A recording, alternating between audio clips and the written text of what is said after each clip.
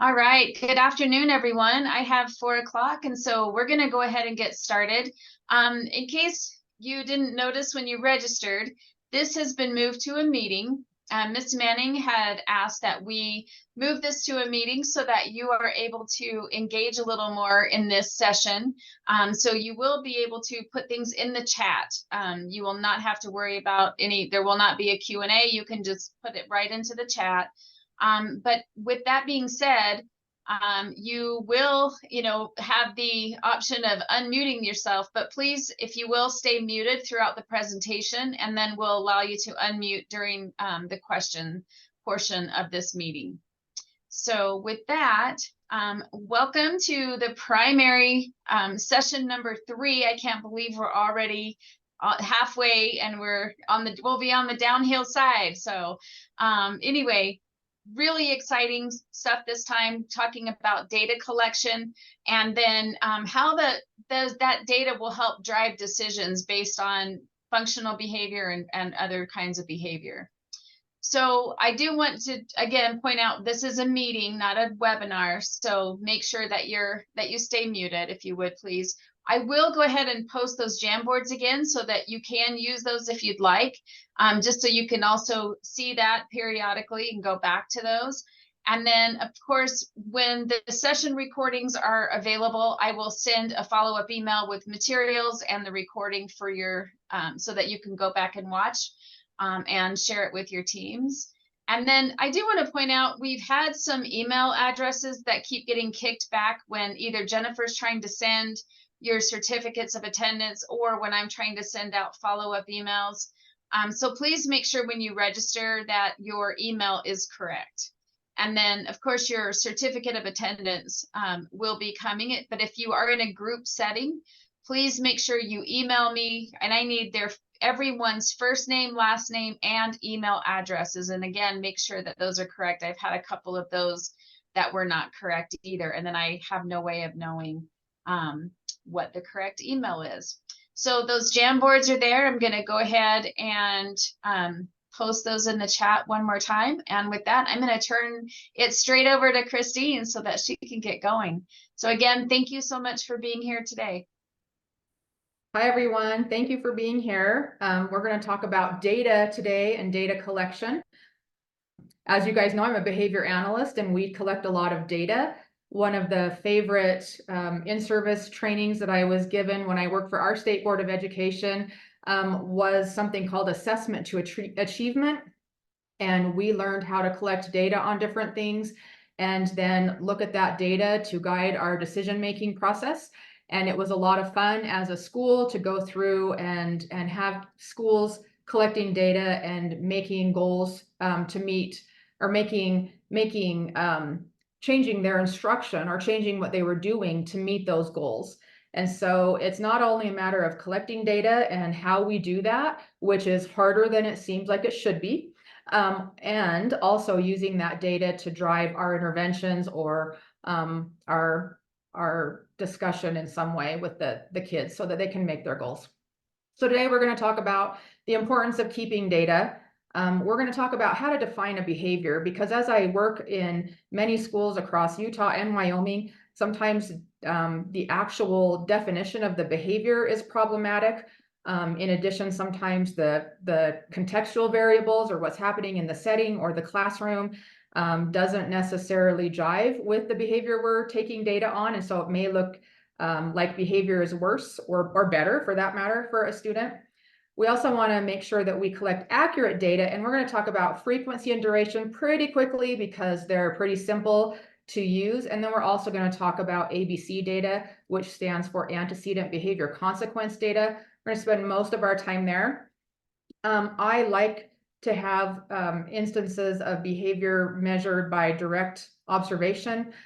Some of these partial interval, whole interval, momentary time sampling types of data collection really tend to overestimate the prevalence of behavior or underestimate quite a bit. So I like to direct measure observation data for that reason. So we're going to talk about that today.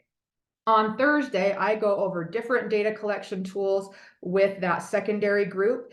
These are not necessarily data collection for younger kids and older kids.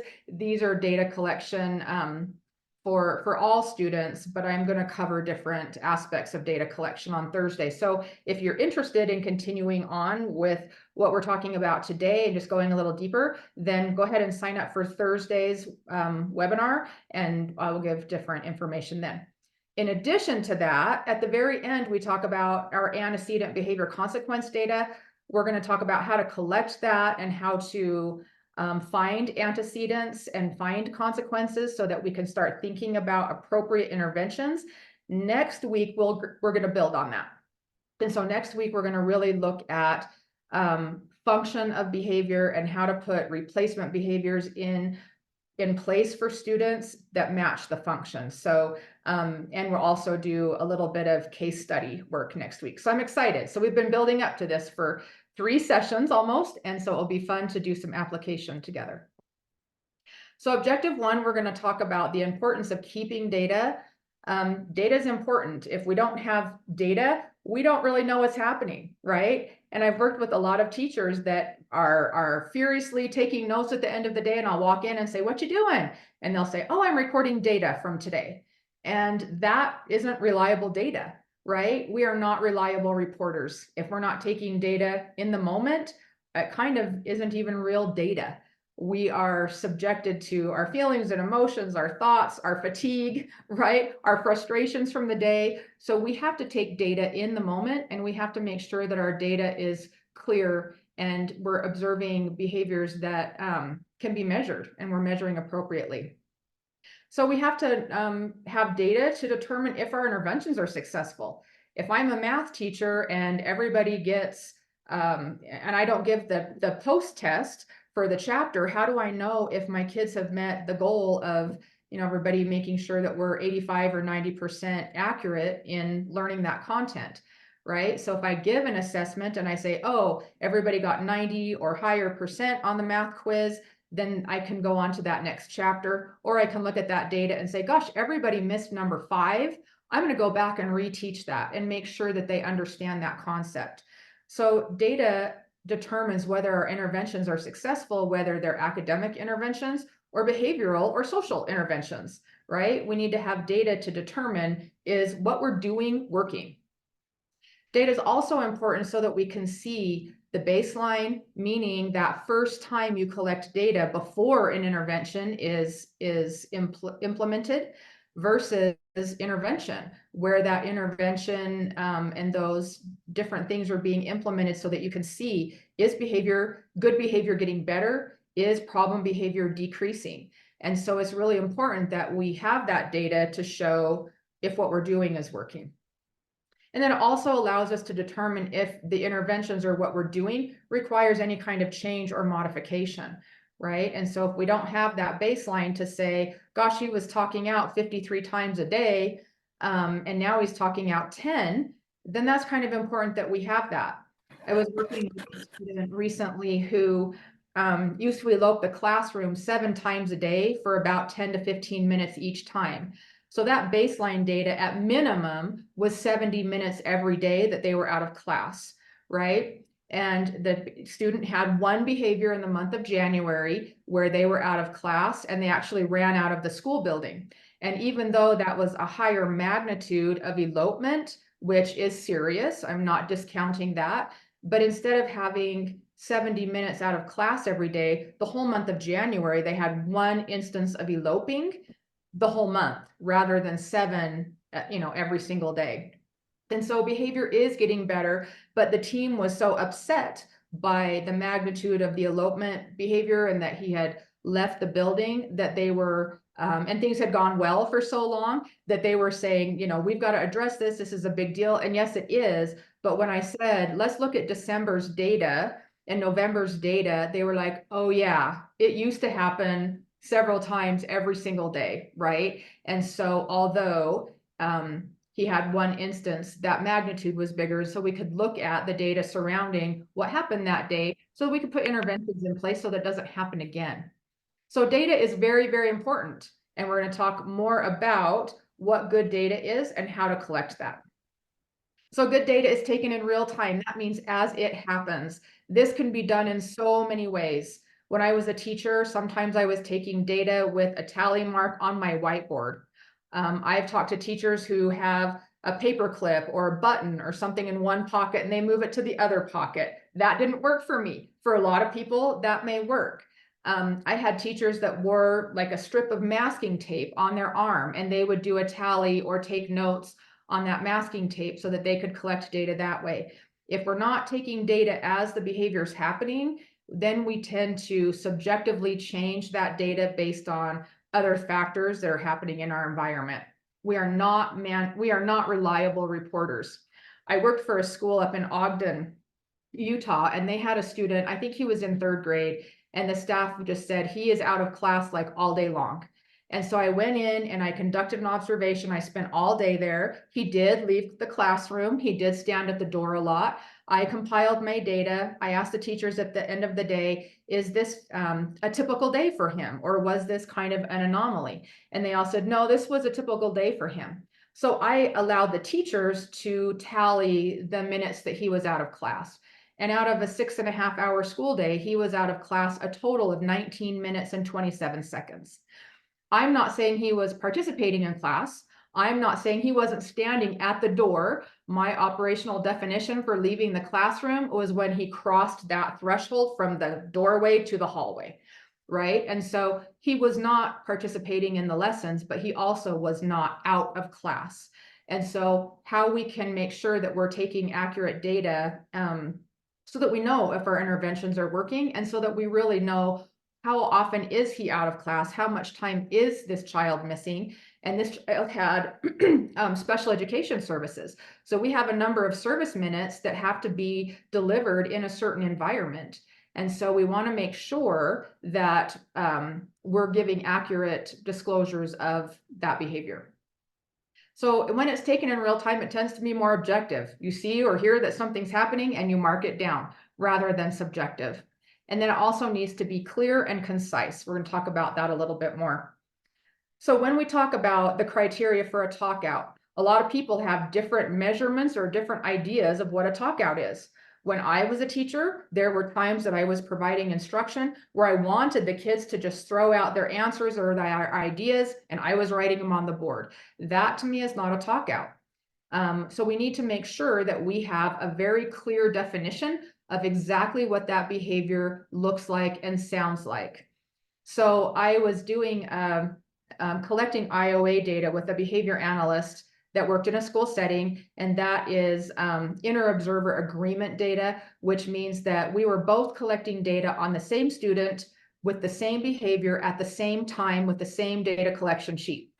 We were using a 10-second interval sheet, which we're going to talk about the interval data on Thursday. So if you're interested in getting that type of data collection, try to attend that session on Thursday at the same time.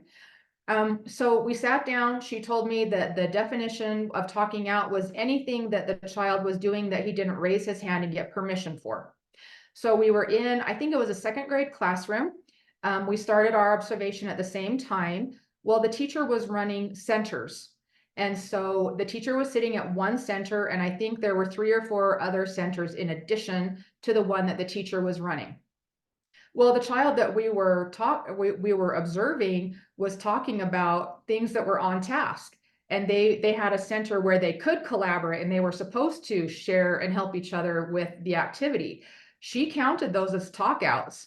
I did not, because they were on task, and the idea of that center, that group at the table, was that they could talk to their peers. And so having a really clear criteria, a really clear definition for what exactly constitutes a talk out is really important. So her data showed that he was about 58% accurate, and mine showed 97 or 98%. We had very, very different data because some of those contingencies were different based on what center the kids were at. So it's really important that not only do we have good data collection sheets, but we know what behavior we're measuring and under what circumstances that behavior should be measured. So as I mentioned, we want to make sure that we have behavior that's defined so that you and I can both sit in there and record the data accurately that we observe a student engaging in, right? And so we want to make sure that that we have that clear operational definition. This is really important not only for functional behavior assessments, which not all of your students will have one of those, right? But it also helps us with behavior intervention plans and just perfectly good tier 1 interventions. Like, are these things working in my classroom, or do I need something different? And so data does not have to be collected on just our hardest kids. It can be collected on, kids that have IEP goals. It can be collected on just tier 1 interventions that you're implementing in the classroom to see how many of my students are able to engage in this intervention that we're putting in place. I did an observation with somebody else where we were observing a student, and the operational definition was that he would be sitting at his desk. So that meant the definition for the behavior analyst I was working with said she wanted his pockets on the chair, but she didn't tell me that before we had engaged in the actual data collection. And so my instruction was to take data on him sitting at his desk. Well, the teacher was having the kids work with a partner and do some discussion and writing some things together in a journal. Well, his partner was across the aisle from him.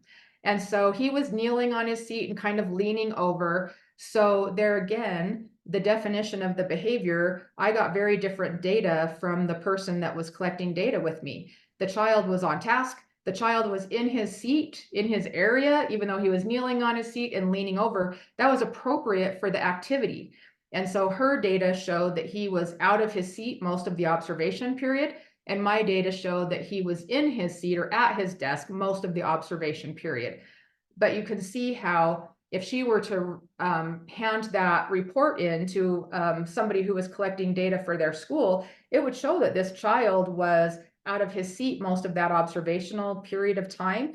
But the fact is that he was at his area and he was engaging in the instruction that the teacher had given them. But he had to kneel up on his seat to lean over the aisle to speak with his partner.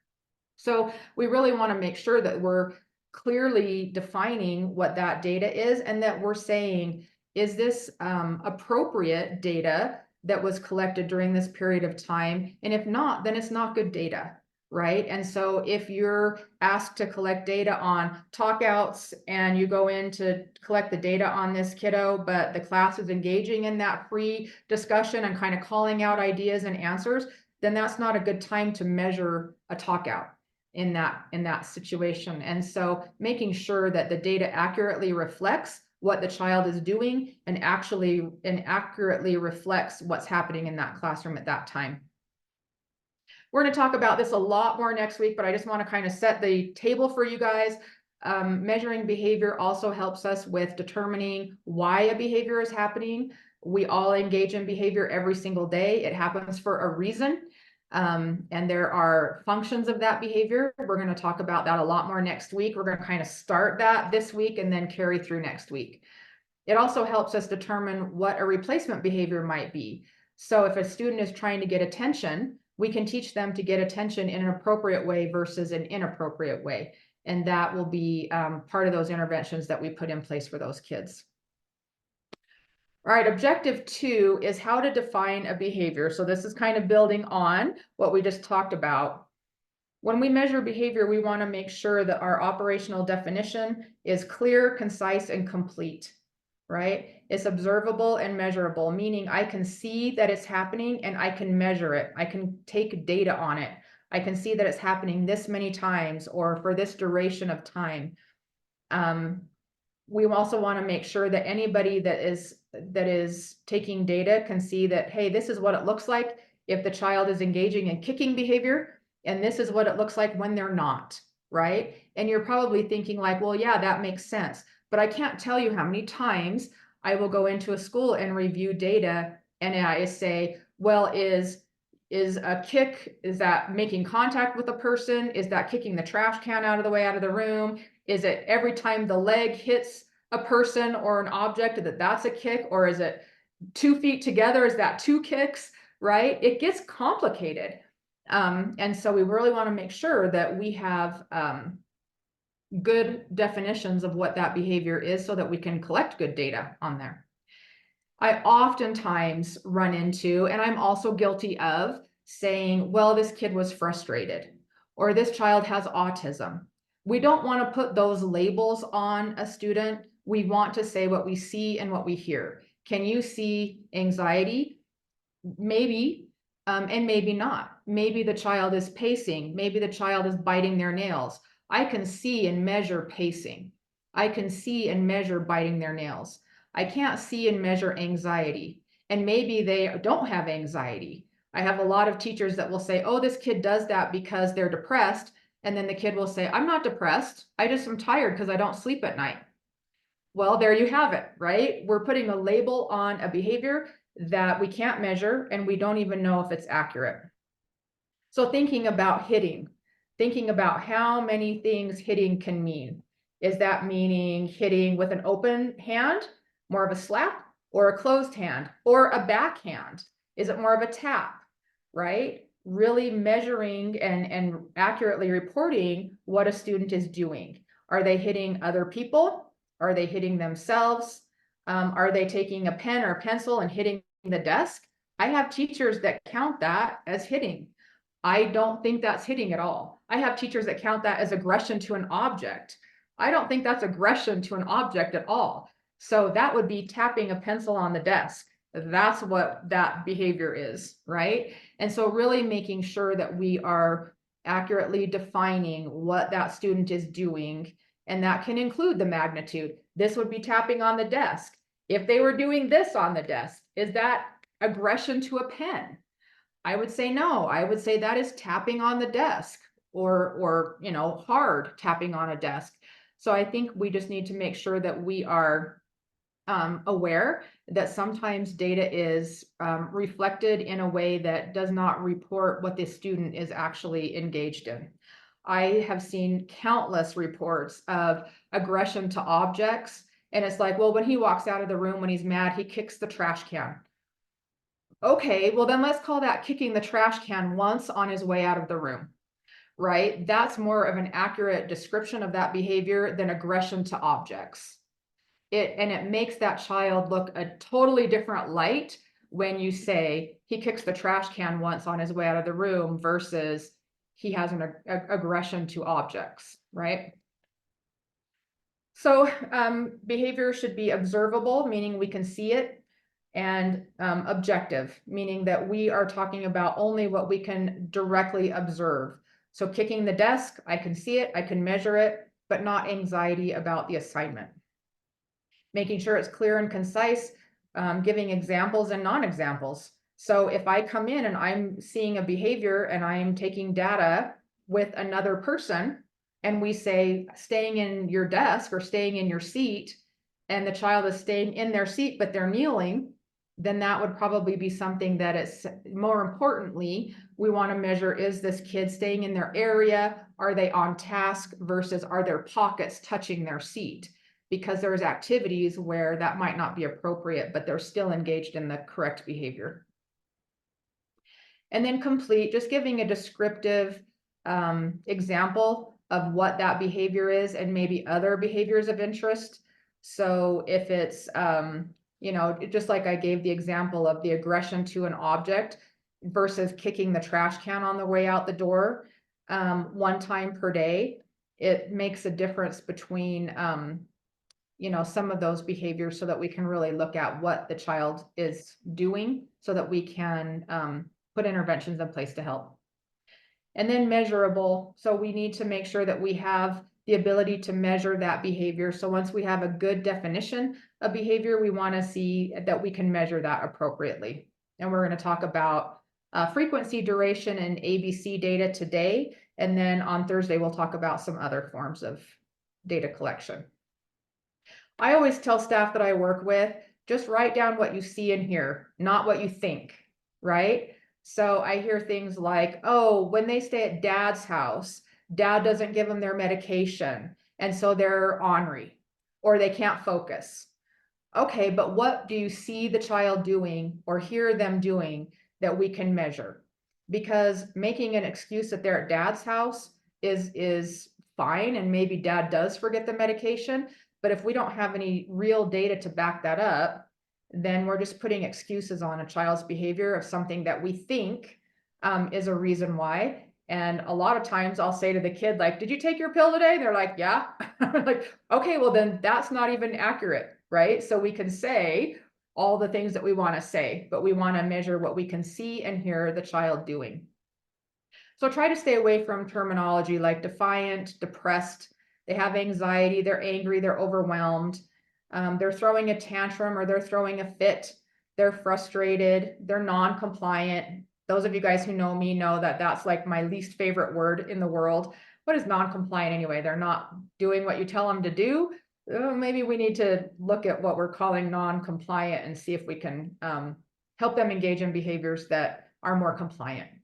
And then aggression or aggression to objects, things like that. Just make sure that we are careful with how we're reporting things. I worked with a school a couple weeks ago who had sent me their behavior data for their whole school. And they had a lot of these first grade students that were marked as engaging in sexual harassment. And I thought, how does a 7-year-old sexually harass anybody? Right? And so maybe they are engaging in behaviors that could be considered that, but they're 7, right? And so I think we have to be really careful how we write things down for a student. And so what did those kids do to get that label of sexual harassment? Because that's a pretty severe thing to have in your chart for your child when they're 7 and they don't know even what that is. And so I would rather see exactly what that student did rather than some kind of an umbrella term for what we think they're doing, right? So instead of using words like defiant, what did they do? What did you see? What did you hear? Maybe they were laying on the floor under their desk. Maybe they were arguing. Maybe they were saying, this assignment is stupid. Then say, I saw them lay on the floor under their desk and say, this assignment is stupid. I'm not doing that. It can mean defiant, but we're not going to put that label on it. We're going to say what we see and what we hear the student doing. Instead of saying depressed, say, well, they slept for 25 minutes during lecture, or they sleep every day in my class, instead of giving it a label of depression. Anxiety could be pacing, biting nails. Those are things we can measure. Anxiety, we cannot measure. They're angry. How do we know? Maybe they say, no, I don't want to when the assignment's handed out. Maybe they're not angry. Maybe they just don't want to do that assignment because they hate math, right? You can document if a student reports they're angry, right? So if a student comes up and says, I'm really depressed today, or I'm really angry today, then you would say, student reports they're feeling very depressed or angry today. That way you're not putting a label on it, you're reporting what they are reporting, and that is accurate data. Instead of saying the student was overwhelmed, say the student was screaming, I don't know how to do this. They screamed that 3 times, right? Instead of throwing a fit or a tantrum, maybe they're screaming, maybe they're laying on the floor, they're kicking their feet. Instead of frustrated, maybe you handed out an assignment and they ran out of the classroom. Instead of aggressive, maybe they hit with a closed fist 3 times. And I was going to talk about the pencil being aggressive to an object. I already did that. Just making sure that we're accurately describing what the student is doing. And then non-compliant. Well, I gave them an assignment and they did not attempt it and they didn't ask for help. What help did we give them? What support did we give them? What modifications or alterations did we give them so that they could be compliant? All right, so we are going to use the chat, and I really want you guys to say yes or no on these questions, and hopefully the chat works and we don't have any system crashes, but we're going to see how it goes here. So, is this a good operational definition of behavior? Yes or no? Jane threw a tantrum all afternoon. I'm going to open the chat, I think. Good. The answer is no. Thank you. Why not? What words in there would be something that we would want to avoid? Tantrum. Yeah, what is a tantrum? Good. And all afternoon. I love it. Did she really tantrum from 12:01 to 3:30? Nice job, you guys. Good. Not specific. We need to know what the tantrum is and for how long. Nice job, you guys. Good. Okay. Amy hit herself in the head with a closed fist 5 times, leaving a red mark. Yes or no? Good operational definition. Good. Yep.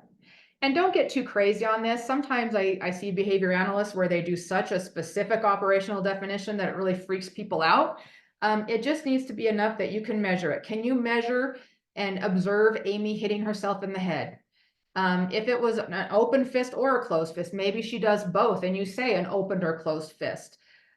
Frequency is how many times she does it. Maybe you don't put that in there. Maybe she does it intermittently and sometimes it's once and sometimes it's 10 times, right? Leaving a red mark, maybe sometimes it does and sometimes it doesn't. So don't limit yourself with a good operational definition. Just make sure that it explains enough that other people can measure that along with you. Okay, Jack was overwhelmed by the assignment, so he hit his teacher. Good operational definition or no? No, good. Why not? What do I have in there that would make that not a really great thing to try to measure? Yeah, we assumed he was overwhelmed. Good. Yeah, and he didn't state his own behavior, right? If he would have said, I'm overwhelmed, so I hit my teacher, then that you could put in there and say, Jack related or reported to me that he felt overwhelmed, so he hit his teacher. Good job, you guys. All right. David spit on his teacher 3 times. Good operational definition. Good, yes. We don't have to really describe spit to know what spit is, right? We know what that means. And if it made contact with the teacher, then that is something that we can measure, unfortunately, because I hate that. Some people say that's aggression to the teacher. Spitting on a teacher is not aggression to a teacher. Spitting on a teacher is spitting on a teacher. I'm not saying that there aren't tremendous things wrong with a student spitting on a teacher or that I condone that. It's just that that is not aggression to a teacher. And so really marking the behavior for what it is, not trying to fit it under some category that you have at your school. John is always upset when he stays at his mom's house. He is very defiant when he comes to school. Good operational definition or no? Right, good. Good job. There's a few things wrong with this. We're assuming that he's upset when he stays at his mom's house, right? And that's the reason why he's defiant, and we don't, what's defiant mean? Right? So we're giving him an excuse, or we're putting labels on his behavior that may or may not be accurate. We're not accurately defining. It lacks clarity, timing, assumptions. Good. Good. I love it. You guys are awesome. All right, so we're going to talk about different types of data. Today we're going to talk about frequency, duration, rate, and antecedent behavior consequence. So I know this sounds really simple, and it is. Frequency is how often a behavior occurs, but you can see from some of the stories that I've told how if we don't have a good definition of behavior, it can be problematic when we are trying to take accurate data to reflect what's really happening for that student. So frequency, duration is how long a behavior lasts. Rate is how many times a behavior occurs over a period of time. And you don't have to do that, but you can if you want to. And then antecedent behavior consequence data, or ABC data. So teachers are always taking data, right? We're taking data on all kinds of things. Behavior goals, academics. We take data every day on academics, right? We grade papers and hand them back. We take data on how many kids are participating, or how long a student is sleeping, or how many suspensions a student has had. We collect data on, or we should be collecting data on everything, so that we have a measure to say, do we need to intervene? And if we do intervene, where did we start, so that we can compare that to say, are our interventions being effective? Are they working? So there's just a few things that you'll take data on, and there's a lot more. So objective 3, we're going to talk about frequency. So frequency, when we observe a behavior and we tally or count every instance of that behavior. It's very simple, it's easy to use. We want to take frequency data when we're looking for a behavior to increase, like asking for help. We have kids that don't do that. And so we want to teach them how to ask for help and give them opportunities to be able to ask for help and then increase that. And maybe that's a replacement behavior for eloping the classroom when you hand out an assignment. We also can use frequency to help decrease the number of times a behavior occurs. So maybe if a student is blurting out several times during class instruction or lecture, then we want to decrease that number of times so that the students can all pay attention, and so that disruption is not happening in our classrooms. So we can take frequency data on a number of different things. Generally in the school setting, teachers tend to take data on problem behavior and not replacement behavior, and that's fine initially. But we always want to have a replacement behavior that is well taught, and then we can take data on that, taking the place of the problem behavior. So obviously, if we have blurting or talking out, we want the child to understand when those comments can be made and either raise their hand or wait till an appropriate time to make those comments. So those are the replacement behaviors for talking out. So we usually start with measuring how many talk outs we have, teach the replacement behavior, reinforce the replacement behavior, and help them understand when it's appropriate to raise your hand versus when it's appropriate to comment without raising your hand. And those are important things to teach our kids. You can also take frequency on hitting, the number of social interactions that a kiddo engages in, how many times a student raised their hand, the number of correct math problems, right? We can take frequency data on a lot of different behaviors. This is called an event recording form. It's the same thing as frequency data collection. Like to have the student's name, their teacher, the subject, and the period, but I also like to have the activity. If the behavior is happening during a lesson being taught, if it's happening during transition, if it's happening during recess or lunch or downtime or independent work time, will tell us a lot more information than just writing the subject in the period. So as much information as you can provide in those areas are going to be helpful to seeing some patterns when we get used to looking at the data. And then the date. And then here's the behavior definition: specific, observable, measurable terms. Writing exactly what we're looking for, and then the time period of the observation, and then you just put a tally in this box here. And I have teachers that most of the teachers I work with want to collect data online. Most of them don't collect data online, and so we give them a clipboard and we have them collect data on a clipboard, because that is something they can see, they can grab, they can be reminded, like, oh, today's Wednesday, we got to collect data today. And then put those tallies on a sheet, and then they can put that information into a spreadsheet or a graph in online if they want to. But generally, data is collected more accurately when it's printed off and handed to somebody, rather than they have to carry an iPad around and tally behavior as they're running down the street after a kid. It just isn't going to happen. And there's other more important things to do right then as well. So when behavior occurs too quickly or too slowly, probably not going to take frequency data.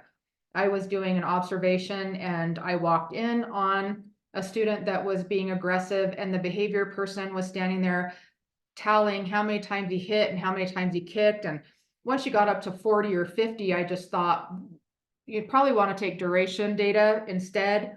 But more importantly, why aren't we getting that behavior under control? Right? Just removing any kind of demand, removing staff, backing up, and letting him de-escalate without continuing to offer demands to him when he's already in such an escalated state.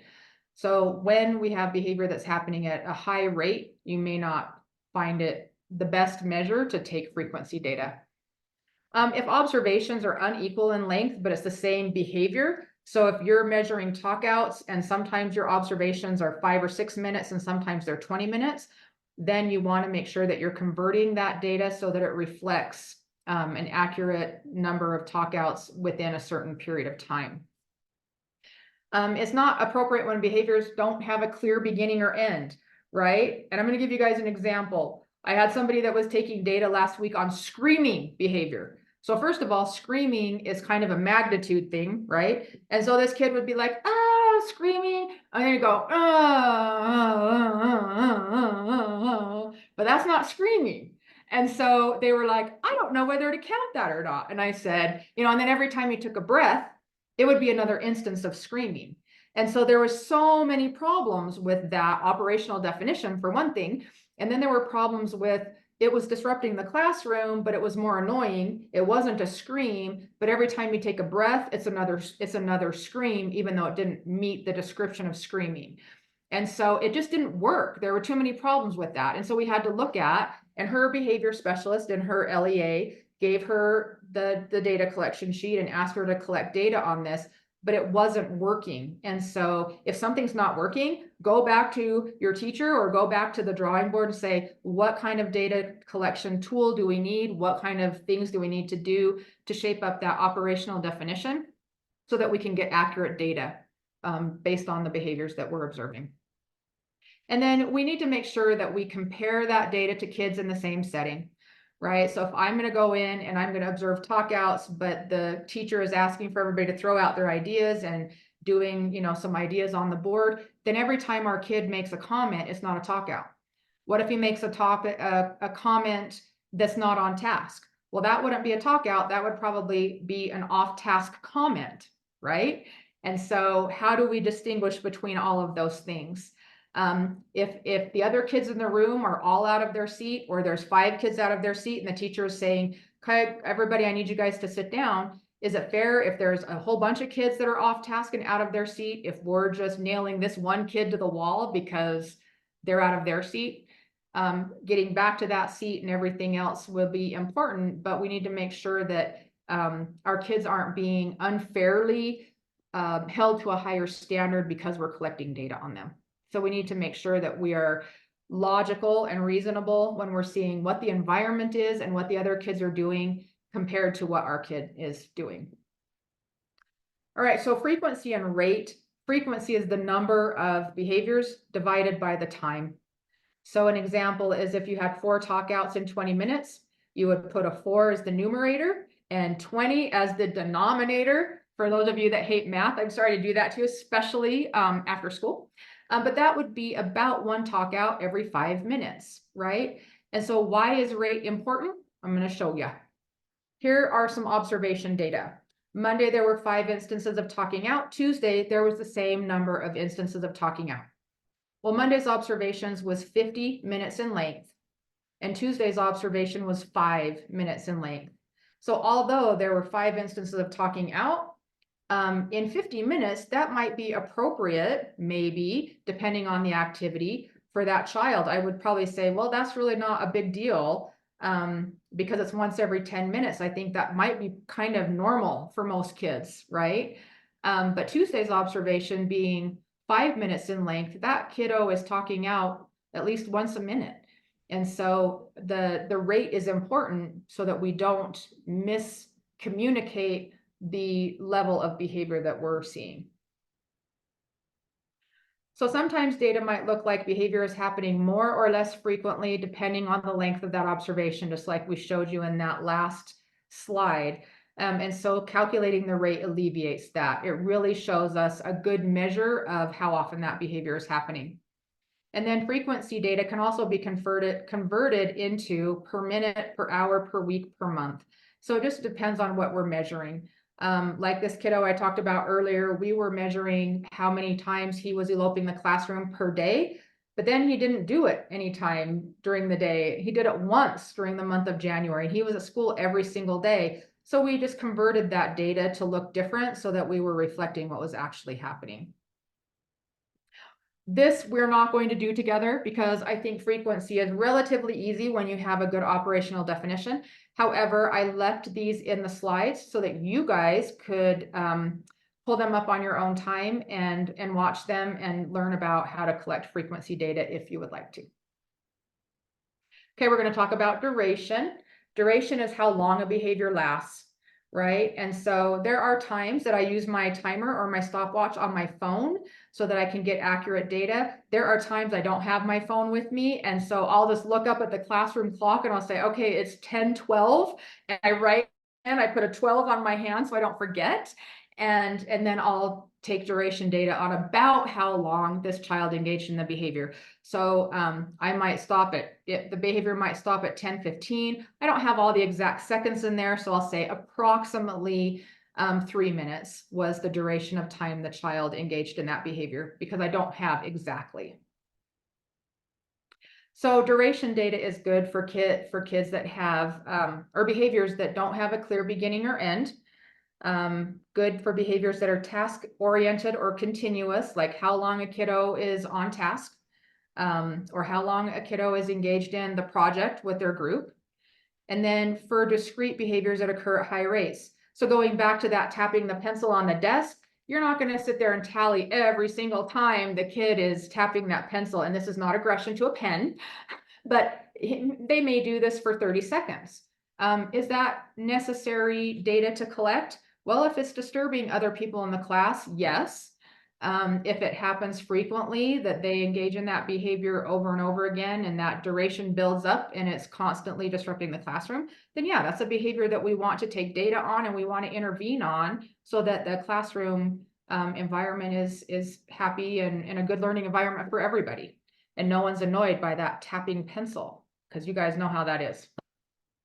We can take duration data on eloping. So the kiddo leaves the classroom. It's not only that they've left, but how long they're gone, right? And that can be a pretty serious thing, especially when we're looking at kids that have special education services. Like I mentioned earlier, they're supposed to be in a certain setting for a certain number of minutes.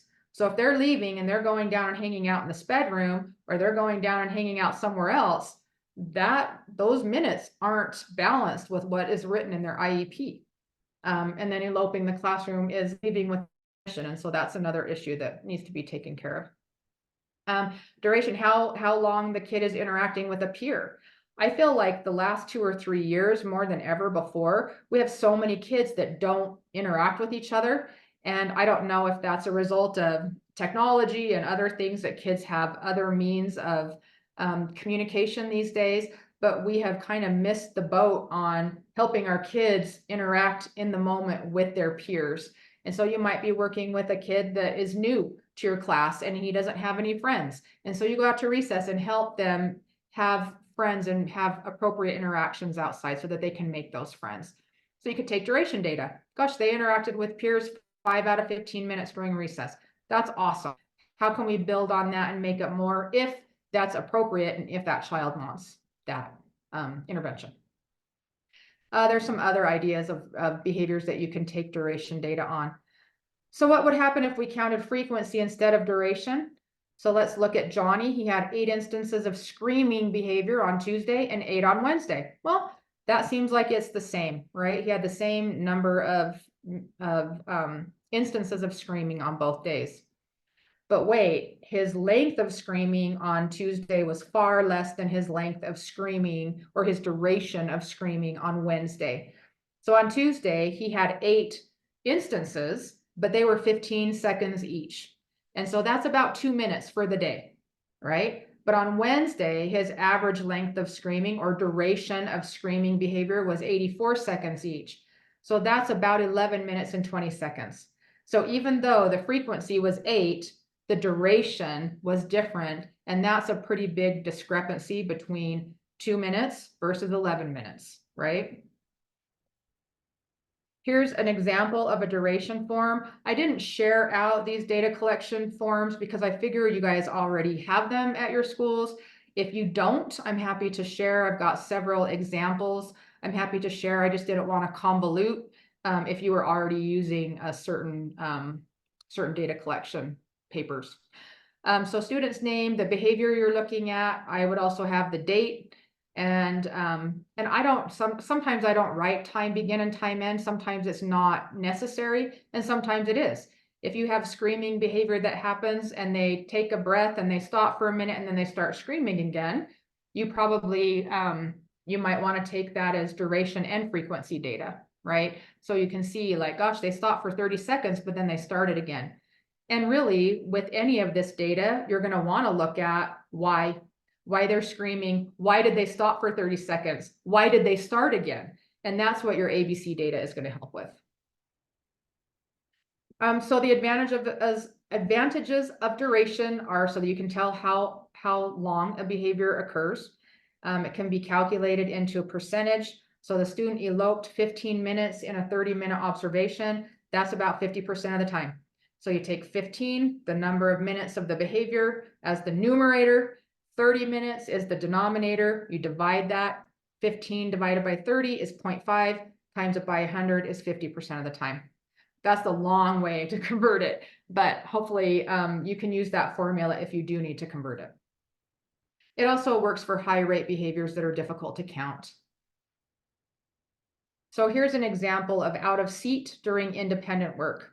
Tuesday was 6 minutes, Wednesday and Thursday were 5 minutes each during independent work. And then gosh, when we are giving a lecture or we're having a class discussion, they're not out of their seat at all.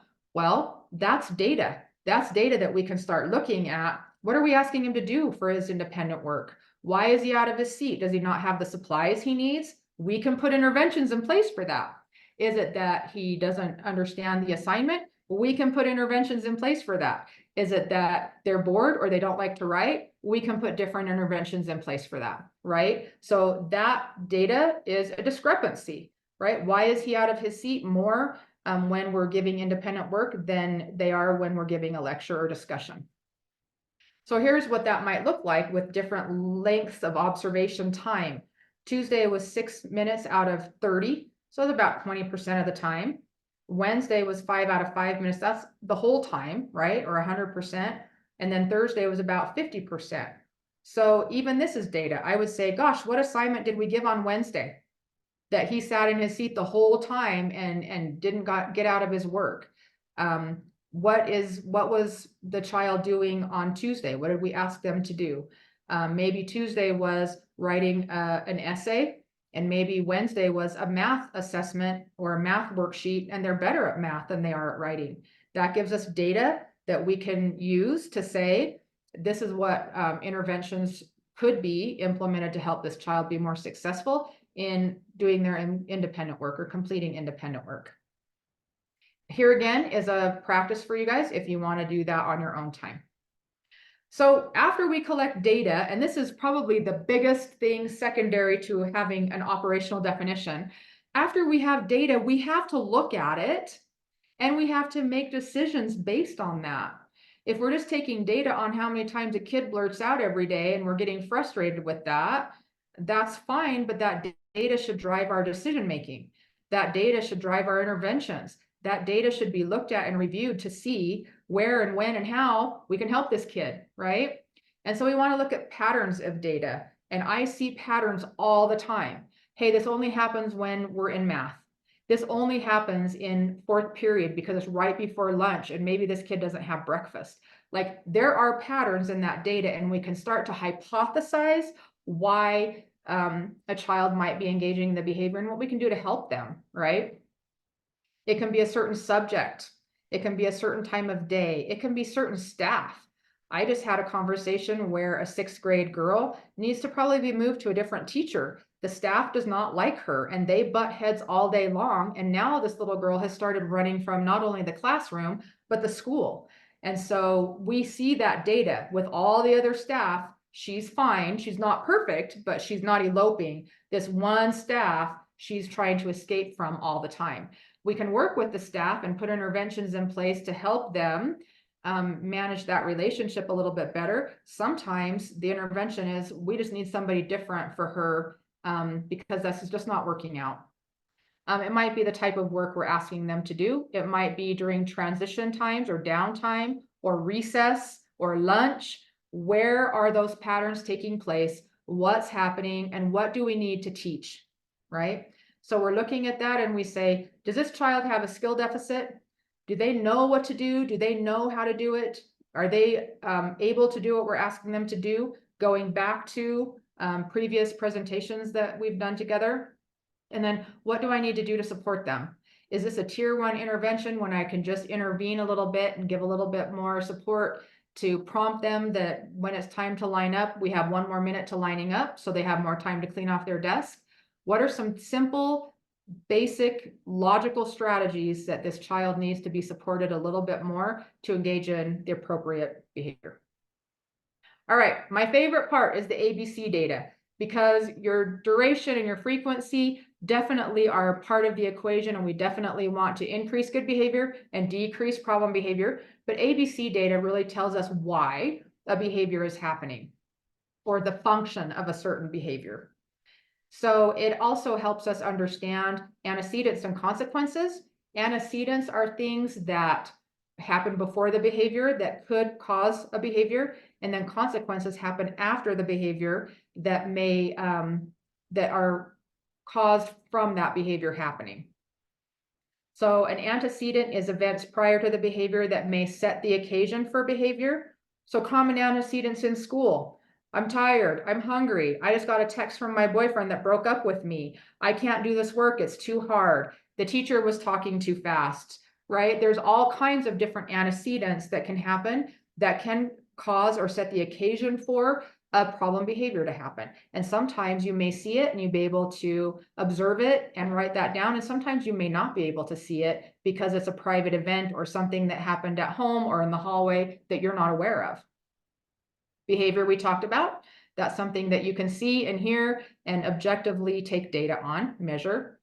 And then consequence is the result. What happened? The behavior happened. Now this consequence happens. Did the kid get attention for telling bad jokes in class? Did the kid elope the classroom and then not have to come back and take the math test? So what happened after the behavior? What happens after the behavior helps us to look at if that behavior is continuing to happen over and over and over again, what's happening after the behavior is worth it for the kid. So if they run out of the classroom every time you hand out a math worksheet, and they get to go down to the principal's office, and the principal talks to them and calms them down and helps with coping strategies and comes back and brings them back to class, but then every time you hand out a math worksheet, they run out of the classroom, then that principal giving that attention could have functioned as attention that that student liked. And so it may inadvertently reinforce the bad behavior, right? I'm going to show you a couple of logs. Here's one that I liked, is pretty basic: date, time, activity, subject, antecedents, the exact behaviors, the consequences, and then just kind of what the student's reactions are. Here's a descriptive antecedent behavior consequence chart where you can just put check marks in there. There may be multiple check marks in every area, and there's a space to put other in here. So in the antecedent column, maybe there was a difficult task presented, like a math test, and maybe the environment was loud or noisy, and maybe they were transitioning between activities. So maybe they come in from recess, it's kind of got a lot of commotion going on, teacher says sit down, it's a math test, and then the kid engages in behavior. So it can be that there are several things happening in any of these areas. But like I said, when we review this data, we can start to see why this behavior is happening and, what more importantly, what we can do to avoid that behavior from happening again. We're going to do 2 practice tests. I know we're about out of time, but I want to just practice maybe just one. But I'm going to read this to you, and then we're going to talk about what the antecedents are, what happens before the behavior, what the behavior is, and what the consequence is. So Stephen is a kindergarten student in Mrs. Betts' class. Just before recess, Mrs. Betts tells the students to clear off their desks and line up for recess. Stephen takes his arm and he swipes everything off the desk and onto the floor. Then he runs quickly to get in line and begins licking his peers. And this is a true story. Some peers scream and others laugh and they say, "Yuck, that's gross, Stephen." All right, I always start with the behavior. So tell me what behavior you can see and what behavior you can hear that Stephen is engaged in. And go ahead and put it in your chat. What is Stephen's behavior? Okay, he licked his peers, that's right. Everything on the floor, swipes everything off the desk, running to get in line, right? We have a lot of behaviors here. Good job, you guys. So he swipes everything off the desk. Can you see that? Can you hear it? Can you measure it? Yeah, I can. He runs to get in line. I can see that. And he licks his peers. I can see that and I can measure that. Good. Good running. Good. Good job, you guys.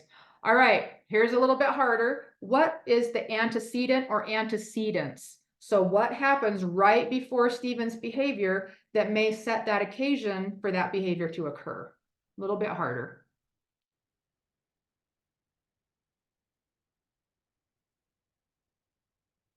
Teacher direction, telling them to clean up, line up. Yeah, good. Good, you guys. Good. We're going to come back to this next week. Right now, I just want you to get in the habit of kind of seeing the patterns. Next week, we're going to talk about like, well, what antecedent interventions could we put in place for Stephen, right? I put antecedent interventions in place for Stephen. What do you guys think I did? Okay, so last one. What are the consequences for Stephen's behavior? What happens after his behavior that is caused by his behavior? What are those consequences? Peer attention, peer feedback, good. Student interaction, laughing and screaming. And guess what Stephen said when I came in and I said, why are you licking your peers? And he said, because they like it. Well, he did get a reaction. They were laughing and screaming and saying, oh, that's gross. Well, to him, he was like, no, they like it when I lick them. Okay, but that's not really appropriate. Even if we're in first grade, I should have said, yeah. Oh, kindergarten student. All right, so good. Let's see. So here are the answers, and you guys did amazing. Antecedents, behavior, consequences. Now, I'm going to tell you what happened. The consequences for Stephen were very reinforcing. He loved to make his peers scream and laugh. He thought they were playing with him. He did not understand that that was not appropriate behavior to engage in with his peers because he's little, he's young, right? So he did that behavior more and more, the licking part, more and more because he liked the interaction that he had from his peers. He thought they were playing and laughing and having fun. So because the consequence was the peers screaming and laughing and telling him he was gross, he did the behavior more and more and more. Hard to deal with, but not impossible to deal with.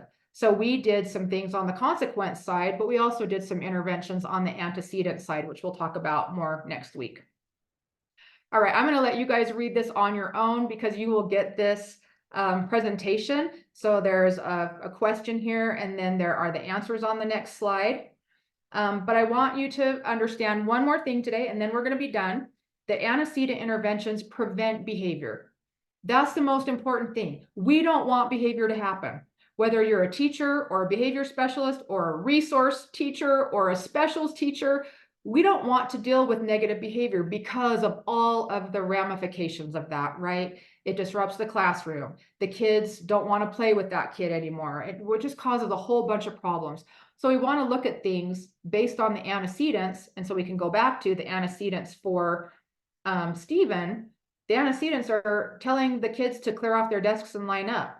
Can we put interventions in place to help him be successful with some of his behaviors? And the answer is yes, we can. And we're going to talk about that next week. In addition to, we're going to talk about consequences. Consequences, or what happens after a behavior, can increase behavior because the kid likes what they're getting out of it. It can decrease behavior because the kids don't like what they're getting out of it, or it can maintain that behavior. So we really need to make sure that we're looking at what could be helping to contribute toward that behavior happening so that we can prevent it. And then also looking at what consequences are happening so that we can make sure that the consequences that we put in place are appropriate, not punishing, not you don't get recess for the rest of your life, but consequences that are appropriate to get that behavior on the right track. Because we know that changes in antecedents and or consequences are functionally related to a change in behavior. If we want to change behavior, we have to know and manipulate in a scientific way antecedents and consequences because it's all functionally related and it's science, right? Science doesn't work some of the time. Science works all of the time because it's science. So our objectives today, we did a lot. I feel like I always talk so much, but next week we're going to have more interaction. I'm really excited for that, but we had to get through a certain amount of stuff so that we could do some really good case studies together. So next week we're going to continue on with ABC data and interventions for antecedents and consequences. And then we're going to do some case studies with all of the information that you guys have learned in the last 3 weeks. Just for elementary or primary grades, we are not going to incorporate what the other section did, just in case you're not taking both classes, then that's fine. I appreciate your time today. As you guys have learned some different things, I really want you to take one or two little things and shape your behavior to being a better teacher and being able to take data and collect data in a more meaningful way and do something with it to change student behavior. So think about where you are. You may be a 30-year veteran teacher. That's awesome. Is there something you can incorporate from today's presentation to make you a little bit better at data collection? If you need anything, my email is here. I'm happy to share anything with you that you feel you need to be successful in data collection. If you want more information on different types of data collection, see us on Thursday. And if not, then I will just see you next week, you guys. And thank you. Christine, this has been absolutely wonderful. Thank you so much. Definitely behavior, as we all know, is on the rise. So this is very important information. And I will be sending out the slides in your follow-up email, and it will be this coming week, but it will be the following Tuesday for the primary session. If you would like to attend Thursday session, which is the secondary session, please join us. It's going to be appropriate for any level. You can take that information and make it appropriate for whatever grade you're teaching or working with. And so again, if you are viewing today in a group session, please email me. I did put my email into the chat again, so you have that. And let's see, we've got maybe a couple of minutes if somebody has a question that you'd like to ask Christine. Christine, I had several people ask if you could please share the forms. So we'll get those. Maybe if you'll just send those to me and I can put it in the follow-up email because I had enough interest in that.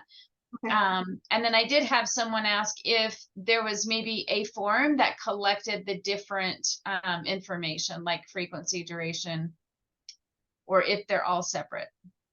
It depends. So I usually keep them separate. I mean, you can make the form to fit what your needs are. I rarely give a teacher a form and say you have to use that because it's always, so different. And next Thursday, we're going to talk